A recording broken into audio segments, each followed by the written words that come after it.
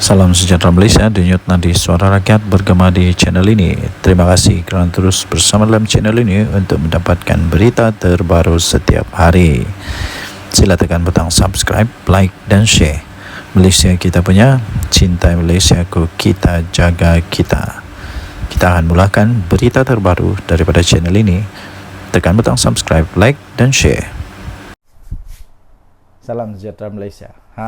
Denyut nadi suara rakyat bergema di channel ini. Sebelum kita teruskan, saya nak minta tolong untuk anda tinggalkan komen. Adakah anda suka kerajaan yang ada sekarang ini? Tinggalkan komen juga apa pendapat anda dengan pembangkang yang ada sekarang ini. Adakah pembangkang-pembangkang ini betul-betul jujur? Adakah pembangkang-pembangkang ini betul-betul ikhlas hatinya? Adakah mereka betul-betul orang kata suci, murni, mulus, tak ada dosa dan sebagainya? Anda boleh tinggalkan komen anda, tapi janganlah mengutuk-ngutuk ya, jangan memfitnah, jangan mengutuk, jangan juga keluarkan kata-kata yang tak baik. Anda boleh komen. Okey, so terbaru ada satu pendedahan yang cukup dahsyat. Ini cukup dahsyat. Saya fikir pemimpin PN ini akan dengung, pening kepala jugalah. Saya biasalah, siapa yang nak masuk politik, mau tidak mau kamu akan jadi sasaran, akan jadi sasaran kepada paparazi. Dulu paparazinya hanya wartawan tahu. Sekarang paparazinya bukan hanya wartawan, malah seluruh netizen akan jadi paparazi. Malah paparazi dari netizen itu lebih hebat. Kadang-kadang lebih hebat daripada pemberita sekalipun. Terbaru ini ada satu pendedahan terbaru ya, tuan-tuan dan puan yang dihormati sekalian. Kereta hebat betul. Tapi sebelum itu saya mau tanyalah, apa ini maksud zuhud ini? Apa maksud zuhud ini? Sampai saya pun tidak tahu apa ini zuhud. Maklumlah, saya ini budak baru belajar, jadi ada istilah-istilah yang tidak pernah dengar. Contoh yang saya pernah dengar ni zuhud. Apa ini zuhud? Z-U-H-U-D, zuhud. Ramai teruja lihat koleksi kenderaan zuhud pemimpin PN ini. Ini daripada harapandaily.com. Tarik dia 23 Julai. Ini dia. Gambar dia. Cantik gila kereta ni. Kereta Ford. Tular sejumlah banyak ni, sejumlah koleksi kenderaan bukan kelas maharin yang dikaitkan dengan seorang pemimpin Perikatan Nasional. Keupayaan pemimpin berkenaan dalam memiliki kenderaan-kenderaan terbabit telah mengundang persoalan, sehingga ada yang mengaitkan dengan Suruhanjaya Pencegahan Rasuah Malaysia SPRM. Menurut perkongsian daripada seorang pengguna X, dulunya Twitter, sekarang X, iaitu @saiful adn, dapat dilihat kereta dan motosikal berkuasa tinggi itu yang juga memiliki nombor pendaftaran kenderaan yang cukup istimewa. Gambarnya ini itu. Semakan daripada Harapan Daily mendapati bagi model motosikal otomatik AT di bawah siri Honda XADV yang terpampang di media sosial itu, harganya itu bermula daripada RM63.299. Ini bukan motosikal kelas maharin. Mungkin dia ada business code. Susulan itu rata-rata menyindir sikap zuhud pemimpin berkenaan, malah mencadangkan penduduk di negeri yang dikuasai PN itu bersepakat membaca doa kunut nazilah. Tidak kurang juga yang secara sinis berkongsi gambar penyokong pembangkang yang umum di Laun hanya mampu menunggang motosikal kapcai sambal menjual akhbar rasmi PAS Haraka. Salam sejahtera Malaysia. Masih lagi misteri sampai sekarang ya, tuan-tuan dan puan-puan. Apa sebenarnya yang terjadi di antara PAS dengan Mat Sabu? Sebab Mat Sabu kan dulu orang kuat PAS. Kenapa dia sanggup untuk tinggalkan PAS dan kemudian dia tubuhkan parti yang disebut sebagai Parti Amanah? Jadi ramai orang nak tahulah apa sebenarnya yang berlaku, apa rahsia di sebaliknya. Mungkin anda tahu salah satu rahsia itu, anda boleh tinggalkan di ruang komen. Apa sebenarnya terjadi di antara PAS dan Mat Sabu? Menteri Pertanian kita sekarang, apa sebenarnya yang terjadi. Dan sekarang ini ada satu artikel yang saya ingin kongsikan kepada anda. Tajuknya, Tinggalkan PAS dan Mewujudkan Amanah, Langkah Bijak Mat Sabu, 23 Julai 2024, oleh Akmal Manaf. Seorang tiktokers yang dikenali sebagai Abang Botak menyifatkan tindakan Presiden Amanah Datuk Seri Muhammad Sabu meninggalkan PAS pada satu ketika dahulu sebagai keputusan yang tepat lagi bijaksana. Ini kerana katanya pencapaian demi pencapaian yang telah ditunjukkan oleh Muhammad, atau lebih dikenali sebagai Abang Mat, dalam mengemudi kementeriannya, iaitu Kementerian Pertanian dan Keterjaminan Makanan KPKM. Kata TikTok itu memang berbaloi guys. Satu keputusan besar yang diambil oleh Abang Mat satu ketika dulu untuk meninggalkan parti PAS dan mewujudkan parti Amanah adalah keputusan yang amat bijak dan tepat sekali. Adakah anda setuju dengan kalimat itu? Jika anda setuju, anda tinggalkan komen. Bagus jugalah. Abang Mat yang menjadi Menteri Pertanian dan Keterjaminan Makanan pada hari ini telah pun menampakkan hasil yang cukup baik dan memberi manfaat kepada seluruh rakyat Malaysia ketika kita memerlukan seorang pemimpin yang telus dan bekerja kuat. Jadi harap-harap lepas ni Mat Sabu dapatlah ISO 14001 Bukan setakat orang Semenanjung saja mendapat manfaat daripada inisiatif KPKM ini. Malahan rakyat Sabah turut mendapat limpahan dan merasa manfaat tersebut. Puji lelaki itu kepada Muhammad. Betul tak betul? Saya rasa betul. Saya orang Sabah, saya pun sendiri nampak bagaimana orang-orang petani-petani di Sabah mendapat manfaat daripada inisiatif kementerian daripada Mat Sabu. Memang terbaik. Malah dalam video yang sama, lelaki itu juga turut menyebut tentang gerak kerja daripada Muhammad yang juga adalah ahli parlimen dari Kutaraja itu. Katanya hari ini YB Mat Sabu menyatakan begitu optimis untuk mendapatkan dana tambahan bagi menambah baik sistem pengairan di jelapang padi di mana? Di Kota Belud, di Sabah tau. Di mana akan mencapai sasaran 10 tan pengeluaran padi, yang mana berlaku sekarang peningkatan 2 hingga 4 tan per hektar per musim. Dengan dana tambahan itu dapatlah diperluaskan lagi program SBB Smart Sawah. Ini yang telah terbukti hasilnya yang begitu memberansangkan. Ini kita pujilah Abang Mat kerana berani meninggalkan parti PAS suatu ketika dulu dan hari ini dapat menabur bakti dan memberi manfaat kepada semua rakyat Malaysia. Steady Abang Mat, salut, kata lelaki itu sebelum mengakhiri videonya. Saya setuju. Antara banyak-banyak yang saya setuju, ini saya setuju. Kerana apa? Di Sabah sendiri kita boleh nampak ni semua orang di Sabah, terutama di tempat saya, sedang sibuk dengan mengurus padi, mengurus insentif, mengurus macam-macam urusan. Kenapa? Adalah adanya bantuan-bantuan yang sangat baik daripada kerajaan. Kerajaan yang dulu pernah buat, ada yang dia pernah buat, ada yang dia tak pernah buat. Ada yang buat semacam melepas batuk di tangga, cakap saja, janji saja, tapi pelaksanaan tidak. Sekarang sudah nampak pelaksanaan. Denyut nadi suara rakyat bergema di channel ini. Jangan lupa tekan butang subscribe, like dan share. Malaysia kita punya, cintai Malaysiaku, kita jaga kita. Bye-bye. Salam sejahtera Malaysia. Denyut nadi suara rakyat bergema di channel ini.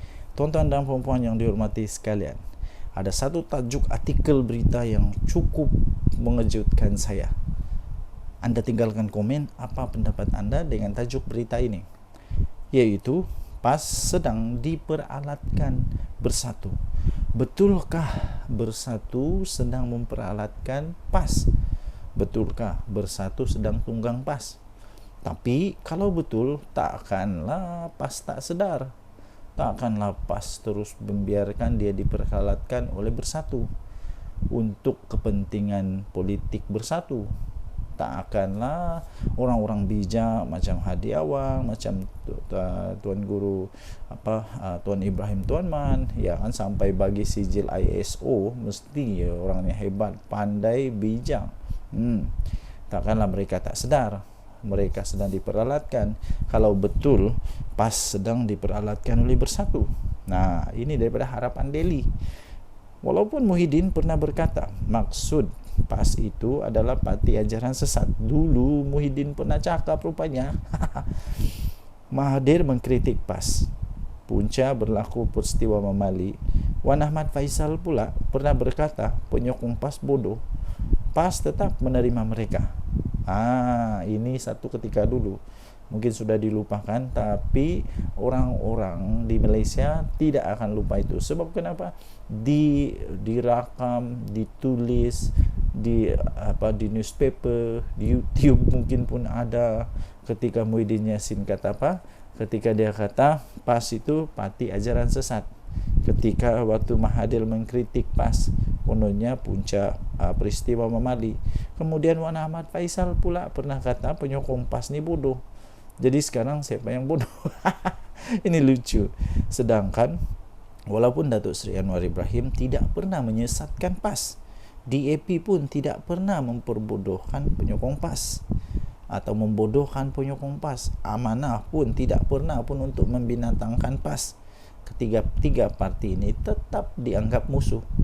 Entah tiba-tiba Mahathir jadi kawan, Ahmad Faisal yang kata penyokong PAS bodoh tu pun jadi kawan, Muhyiddin yang kata PAS itu maksudnya parti ajaran sesat pun jadi kawan. Sebenarnya Muhyiddin sangat licik dalam permainan politik.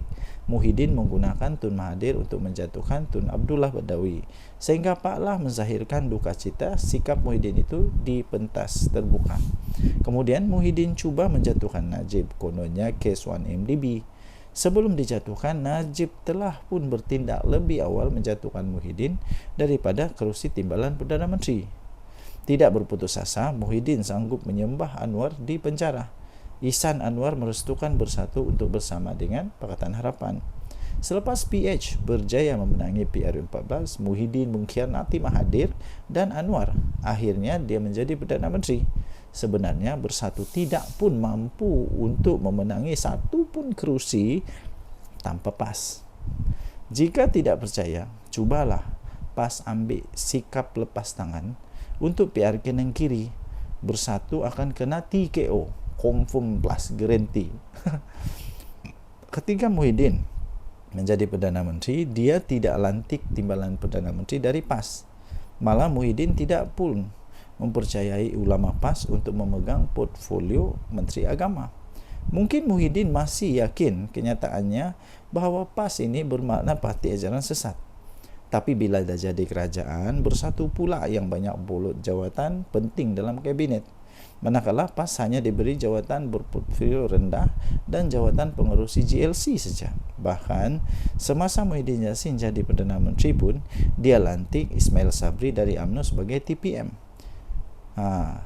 Sedangkan UMNO bukannya sebahagian daripada Perikatan Nasional. Mengapa tidak dilantik calon daripada PAS? Dan berbagai skandal mahkamah memimpin. Pemimpin-pemimpin daripada Bersatu, dari presiden hingga naib presiden mereka yang melibatkan anak dan menantu, dilihat PAS menjadi tukang cuci dosa-dosa tersebut. Saya tertarik dengan ulasan veteran daripada UMNO, Mustafa Yaakob, yang Bersatu, yang menyifatkan Bersatu ini tidak mampu bertanding atas kekuatan sendiri, tetapi terpaksa menumpang kekuatan sekutunya, yaitu PAS. Bersatu terpaksa pula menggunakan logo PAS untuk bertanding di PRK Dun Negiri yang akan diadakan 17 Ogos ini. Bersatu tak berani menggunakan logo sendiri atau logo Perikatan Nasional di Negiri. Sebab mereka tahu pengundi PAS tidak akan mengundi calon Bersatu. PAS dan PN hanyalah kuda tunggangan Bersatu, di mana mereka digunakan untuk menggerakkan jentera bagi pihak Bersatu. Maklumlah, Bersatu bukannya ada kekuatan jentera pun. Nampak tak betapa hinanya kedudukan PAS dalam PN? eloklah PAS tunggang agama, bersatu pun tunggang PAS, kata tulisan ini. Okey, jadi anda boleh baca ini di di harapandaily.com 23 Julai 2024, ditulis oleh Norman Radzwan. Tajuk dia, PAS sedang diperalatkan bersatu. Apa pendapat anda dengan tulisan ini? Apa pendapat anda dengan tulisan ini? Anda boleh tinggalkan komen. Denyut Nadir, Suara Rakyat, bergema di channel ini. Bye-bye. Salam sejahtera Malaysia. Denyut Nadir, Suara Rakyat, bergema di channel ini. Sejak sekian lama orang bertanya-tanya, betulkah UMNO akan keluar dari kerajaan ni? Betulkah kerajaan ini akan tumbang kalau UMNO keluar? Soalan itu pertama. Betulkah UMNO mau keluar dari kerajaan? Betulkah Zahid Hamidi akan bawa semua MP dia, semua menteri dia letak jawatan dan jadi pembangkang? Betulkah? Yang kedua ialah betulkah bahawa mereka akan letak jawatan semua menteri-menteri UMNO? Ingat, UMNO tidak kuat macam dulu ya. UMNO bukan macam dulu lagi. Pernah dulu, kalau anda masih ingat, saya pun masih ingat, waktu itu saya sudah cukup dewasa. Sekarang ni dah 40 lebih umur, jadi sudah cukup dewasa lah. Cukup dewasa. Waktu itu ada istilah begini. Waktu ketika UMNO masih kuat, ada istilah kata begini, apapun yang UMNO letak batu kah, letak kayu kah, letak apa sajalah diletak di mana-mana. Waktu masih kuat dulu tu, batu pun boleh menang, kayu pun boleh menang, tunggul kayu pun boleh menang. Kura-kura kalau letak jadi calon pun boleh menang dalam pilihan raya waktu itu. Tapi sekarang tidak lagi. Sehingga baru-baru ini ada juga artikel kata begini, kalau UMNO tidak bekerjasama dengan mana-mana parti, tidak bekerjasama ataupun dia bertanding secara solo untuk pilihan raya umum ke-15 nanti, menurut artikel itu kata, tidak ada harapan untuk UMNO untuk menang besar lagi. Silap-silap Zahid Hamidi boleh kalah, silap-silap Tok Mata Hassan boleh kalah, silap-silap siapa lagi, yang besar-besar lah boleh kalah, silap-silap tumbang dan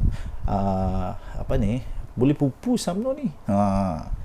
Sebab sekarang UMNO bukan macam dulu lagi.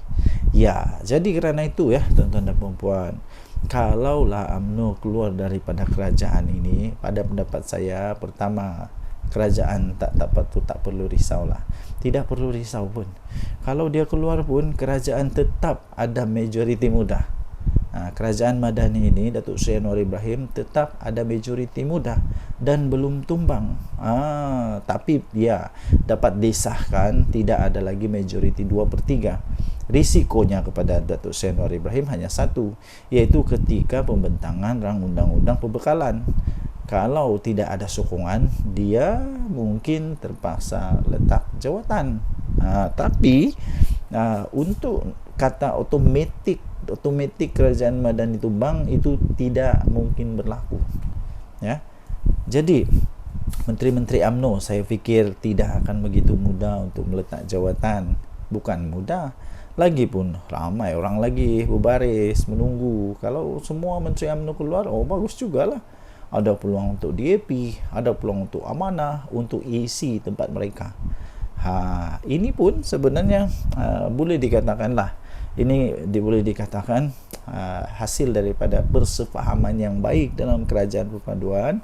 Walaupun UMNO taklah besar mana kemenangan dia, tidak macam dulu, maksud saya tidak macam dulu kemenangan itu, tapi mereka tetap dihargai oleh kerajaan yang ada sekarang, sampai mereka tetap diberikan banyak jawatan dalam kerajaan. Timbalan Perdana Menteri dari mana?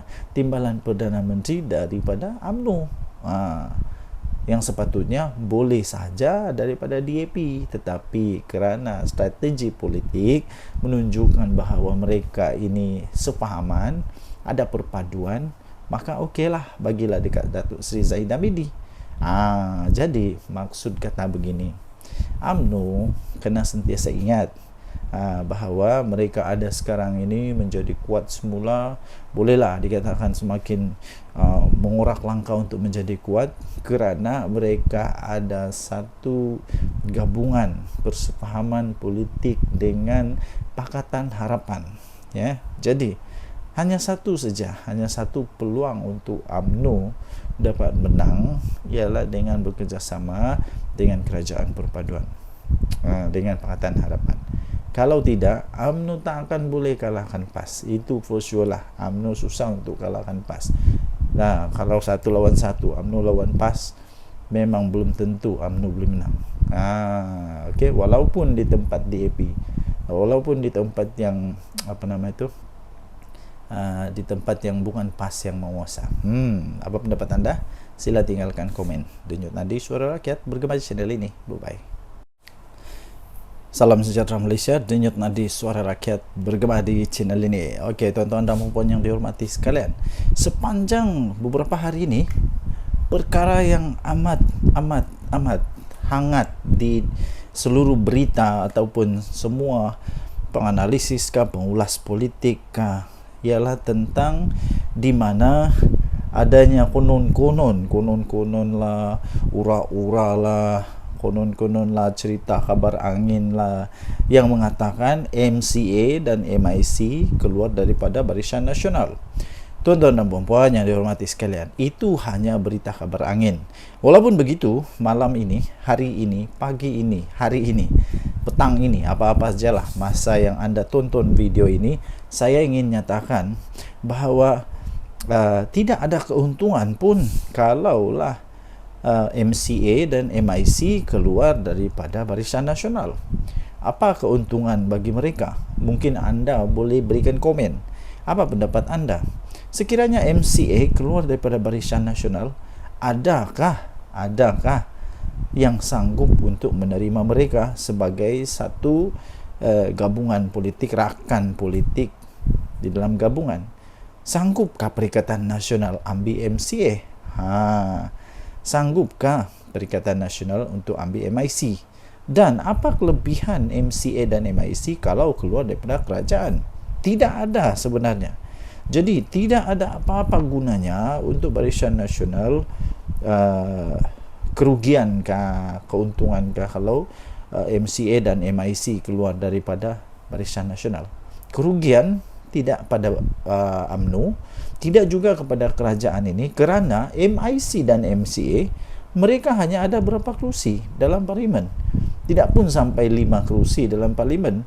Hanya berapa saja MIC berapa kerusi dalam parlimen. Tidak akan menggugat apa-apa. Tidak akan menjadikan kerajaan yang sekarang ada ini tumbang, apalagi kalau tukar kerajaan, tidak mungkin akan berlaku.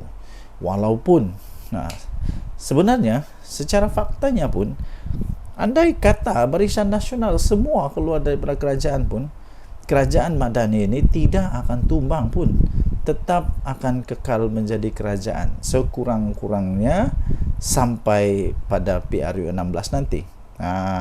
Tuan-tuan dan puan yang dihormati sekalian, jika begitu, apa sebenarnya sebab untuk Barisan Nasional kehilangan MCA dan MIC? Tidak ada apa-apa sebab pun. Lainlah kalau kita cakap tentang UMNO, mungkin mereka kecewa tentang Najib Razak, mungkin mereka kecewa tentang banyak perkara-perkara yang mungkin saja. Tapi untuk MIC dan MCA tidak ada apa-apa isu pun yang mereka boleh timbulkan.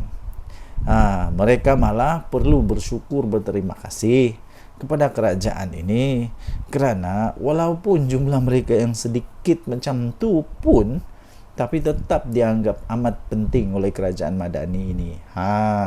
Jadi tuan-tuan dan puan yang dihormati sekalian, pada pendapat saya, pada pendapat ini, pendapat saja ya, semua orang ada pendapat masing-masing. Anda boleh bantah, anda boleh bangkang pendapat yang saya utarakan ini, terpulang kepada anda.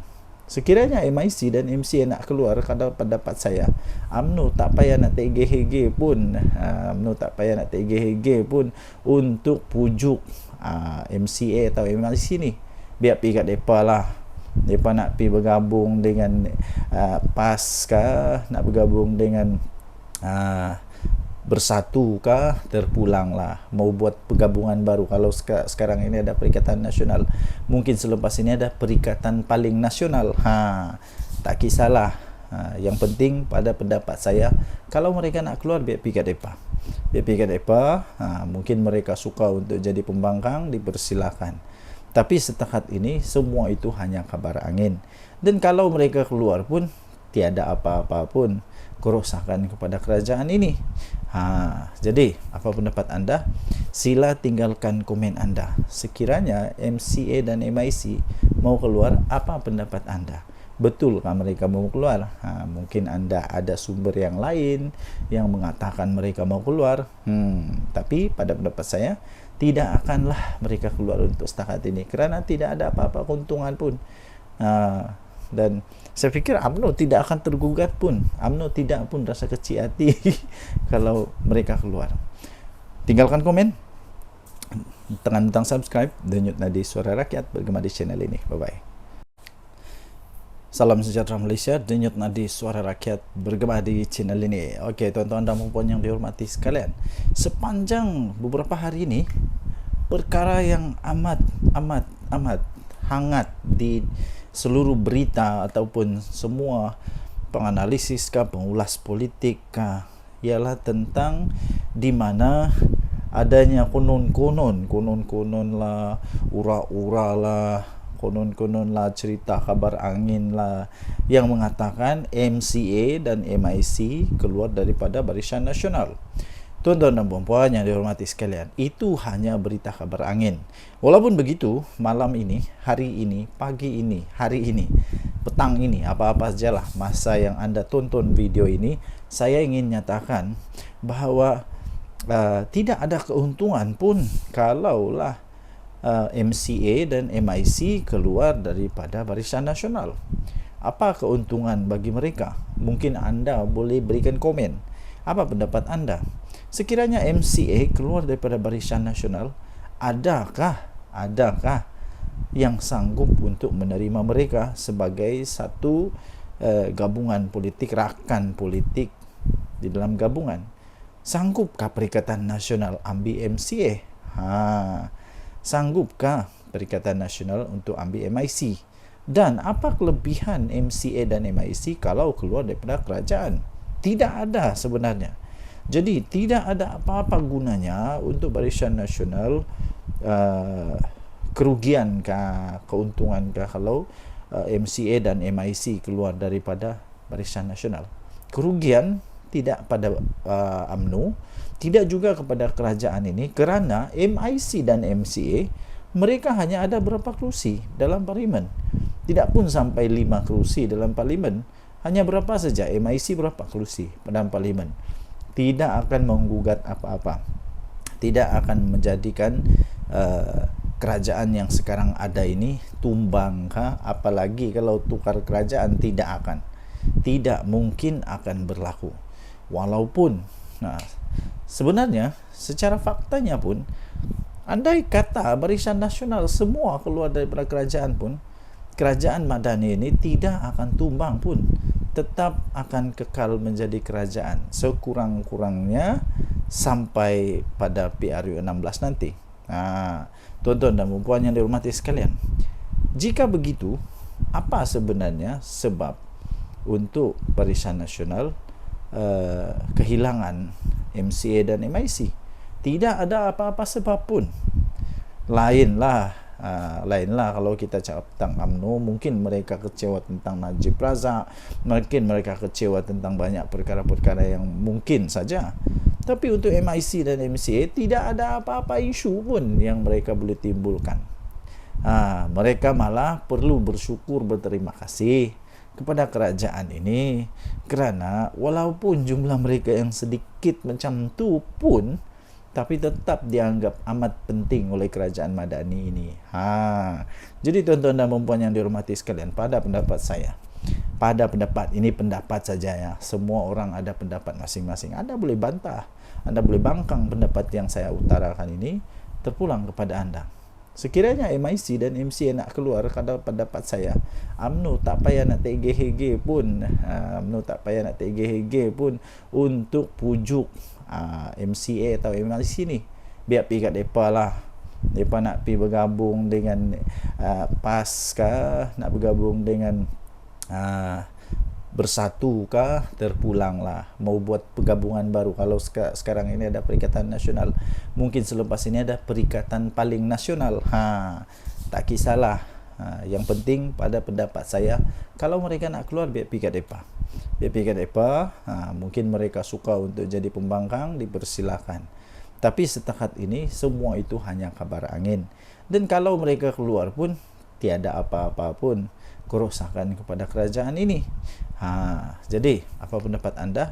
Sila tinggalkan komen anda. Sekiranya MCA dan MIC mau keluar, apa pendapat anda? Betulkah mereka mau keluar? Mungkin anda ada sumber yang lain yang mengatakan mereka mau keluar. Tapi pada pendapat saya, tidak akanlah mereka keluar untuk setakat ini, kerana tidak ada apa-apa keuntungan pun. Dan saya fikir UMNO tidak akan tergugat pun. UMNO tidak pun rasa kecil hati kalau mereka keluar. Tinggalkan komen, tekan butang subscribe, denyut nadi Suara Rakyat bergema di channel ini. Bye bye.